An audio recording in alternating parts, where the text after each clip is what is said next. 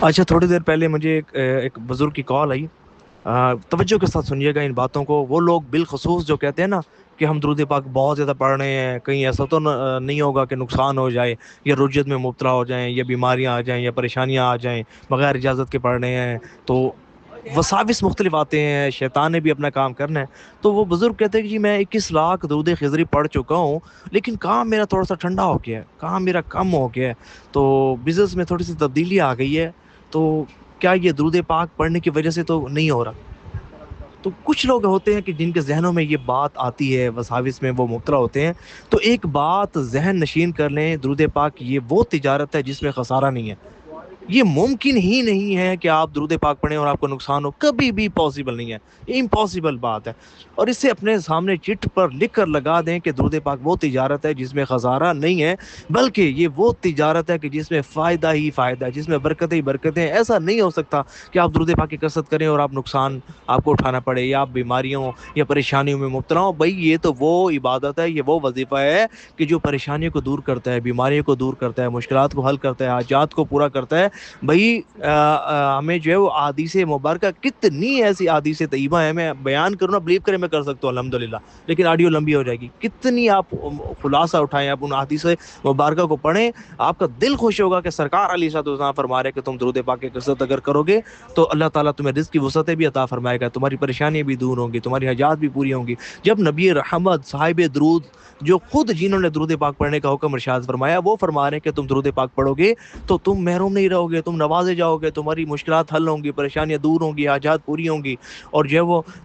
رزق میں برکتیں ملیں گی. پھر اتنے سارے بزرگان دین رحمہم اللہ المبین، وہ بزرگ جو روحانیت کے بلند مقام پر فائز ہوئے، اور ایسے ایسے بزرگ کے جو جن اللہ پاک نے یہ مقام و مرتبہ عطا فرمایا، جنہیں نبی پاک علیہ الصلوۃ والسلام نے یہ شان و عظمت عطا فرمائی کہ نبی پاک علیہ الصلوۃ والسلام کی حالت بیداری میں زیارت کیا کرتے تھے. اور وہ احادیث طیبہ کے جو جن کے متعلق بعض محدثین فرماتے تھے کہ یہ ضعیف ہیں، تو حضور سے پوچھ لیا کرتے تھے کہ یا رسول اللہ صلی اللہ علیہ وآلہ وسلم، یہ ارشاد فرمائیے کہ یہ حدیث کیسی ہے، تو اس کی سند کے حوالے سے فلاں فلاں بات پائی جاتی ہے، تو یہ فرمائے کہ یہ ضعیف ہے، حسن ہے. تم حضور فرما دیتے ہیں حدیث کے متعلق. یعنی کہ اتنی اپروچ تھی حضور کی، اتنی ان پر کرم نوازی تھی کہ حضور کی بارگاہ اقدس میں حاضری کا انہیں شرف حاصل ہوتا تھا. اب ایسے جلیل قدر بزرگ،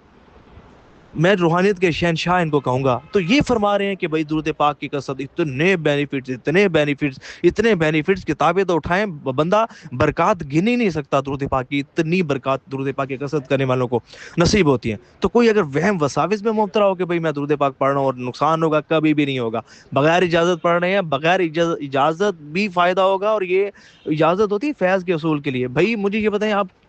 اجازت جب حضور نے عطا فرما دی ہے، آپ کس سے اجازت لینا چاہتے ہیں؟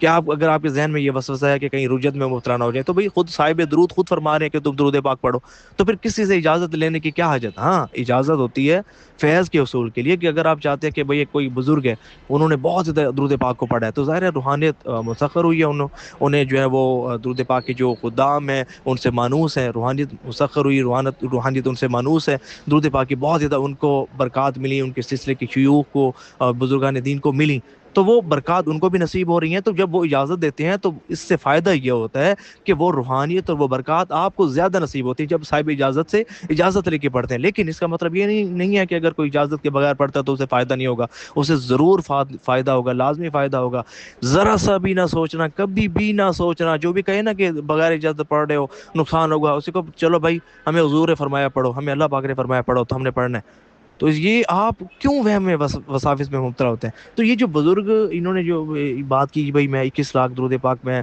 پڑھ لیا ہے اور میرا کام کچھ ٹھنڈا ہو گیا ہے، تو بھائی مجھے یہ بتائیں اس ٹائم انٹرنیشنل اور نیشنل کیا حالات چل رہے ہیں؟ جنگی حالات ہیں. اور دیکھیں بزنس تقریبا بہت سارے لوگوں کے کولیپس ہو چکے.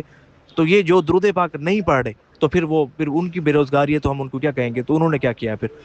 یہ درود پاک پڑھنے کی برکات آپ کو ملی کہ جو آپ کو نقصان بہت زیادہ ہونا تھا یا جن کے بزنس بہت زیادہ ڈسٹرب ہونے تھے تو زیادہ نہیں ہوئے، اور انہیں رزق روزی مل رہی ہے الحمدللہ. اور درود پاک کی کثرت کرنے والوں کو ملتی ہے الحمدللہ، رزق میں برکت نصیب ہوتی ہے. تو حالات یکساں ہمیشہ ایک جیسے نہیں رہتے. تو کرم ہوگا انشاءاللہ۔ ہاں اب یہ ہے کہ آپ جو حدیث طیبہ میں ہمیں جو مضمون ملتا ہے، رزق بڑھانے والے جو وظائف ملتے ہیں، صلہ رحمی کریں، آپ جو اوراد و وظائف دیے گئے جیسا کہ فجر کے سنتوں اور فرضوں کے درمیان سبحان اللہ و بحمدہ سبحان اللہ العظیم استغفر اللہ، فرمایا کہ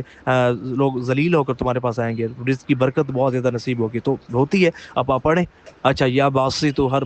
نماز کے بعد 72 مرتبہ آپ پڑھیں، یا فتح 500 مرتبہ دن میں، اور مغرب کی نماز کے بعد جو ہے وہ 500 مرتبہ یا رزاق کو آپ پڑھیں، اول آخر 3 مرتبہ درود پاک۔ اور درود پاک اگر یہ اوراد و وظائف نہیں بھی پڑھتے ہیں نا، آپ صرف درود پاک بھی پڑھتے ہیں، تب بھی انشاءاللہ درود پاک کی کثرت کرنے کی برکت سے رزق میں وسعت ہوگی، یہ یاد رکھیے گا۔ تو باقی اگر ان وظائف کو آپ پڑھ لیتے ہیں تو اور سونے پر سہاگا ہو جائے گا۔ تو اس لمبی گفتگو کرنے کا مقصد یہ تھا کہ کبھی بھی کسی وہم میں مبتلا نہیں ہونا کہ میں درود پاک پڑھ رہا ہوں مجھے نقصان ہوگا، یہ فائدہ ہی فائدہ ہے، برکات ہی برکات ہے، اور اتنی برکات ملی، یہ تو ابھی دنیا ہے نا، آپ کو نہیں اندازہ، آنکھیں ہماری بند ہیں، ہمیں برکات نظر نہیں آ رہی، جب دنیا سے رخصت ہوں گے نا تو پتہ چل جائے گا۔ جنہوں نے درود پاک پڑھا ہے نا، جب درود پاک کے نور سے ان کی قبر روشن اور منور ہوگی، جب روز معاشر نبی پاک علیہ الصلوۃ والسلام کی کرم نوازی توجہ نصیب ہوگی، روز معاشر ہر جگہ ہر مقام پر حضور کا قرب خاص نصیب ہوگا، پھر جو ہے وہ جب عرش الہی کا سایہ نصیب ہوگا، اور جب نبی پاک علیہ الصلوۃ والسلام کی شفاعت نصیب ہوگی، جب حوض کوثر کا جام پینا نصیب ہوگا، اور جب میزان جو ہے وہ آپ کا نیکیوں سے وزنی ہوگا، نیکیوں کا پلڑا جب آپ کا درود پاک کی کثرت کرنے کی برکت سے وزنی ہوگا، جب پل صراط پر ثابت قدمی نصیب ہوگی، اور پھر جو ہے نا جنت میں حضور کے پیچھے داخلہ نصیب ہوگا نا، تو روز قیامت ابھی تو بہت برکات مل رہی ہیں، لیکن ابھی تو برکات بہت ملنا باقی ہیں، ابھی تو ایمان پر خاتمہ ہونا باقی ہے درود پاک کی کثرت کرنے کی برکت سے۔ تو یہ آپ خوش نصیب ہیں جو درود پاک پڑھ رہے ہیں، وہ خود کو خوش قسمت سمجھیں، خوش نصیب سمجھیں، آپ سے بڑا کوئی خوش نصیب ہی نہیں ہے کہ آپ کو وہ وظیفہ تعلیم کر دیا گیا کہ جو سب سے بڑا وظیفہ، جو وظائف کا سردار ہے، وہ درود پاک ہے۔ بس اب آپ جو طریقہ آپ کو بتایا جاتا ہے، خشوع و خضوع سے، ادب سے، محبت سے، احترام سے، نبی پاک علیہ الصلوۃ والسلام کی کامل محبت تصور میں ڈوب کر